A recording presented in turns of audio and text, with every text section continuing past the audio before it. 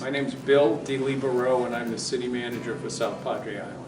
Red tide it's a bacteria that grows in the seaweed. It's not seaweed, but it's algae that's in the ocean, and it creates a toxic.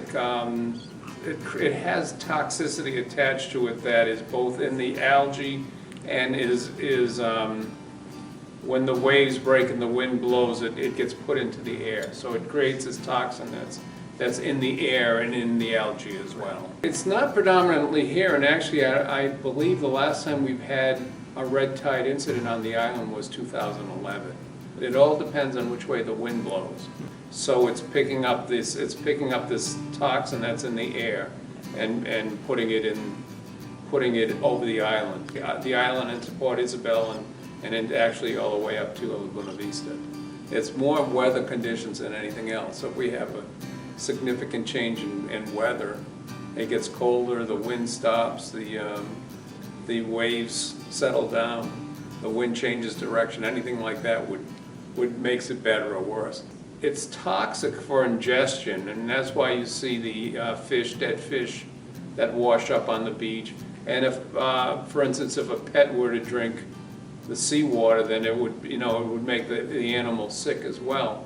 But to breathe it, it really depends on the individual. I think someone who has some sort of asthma or some sort of breathing problem, it would be more toxic to other people. But regardless, it's not comfortable. I mean, it creates watery eyes, and it creates congestion in the throat. I think the best thing to do is to wear a dust mask or a handkerchief or a scarf or some sort of mask that filters the toxins out of the air when you breathe it.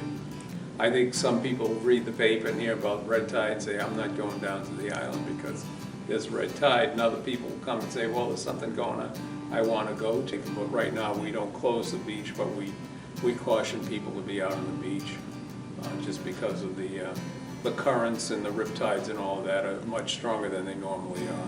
If you go into any restaurant that's enclosed, it's not going to have an impact on the restaurant.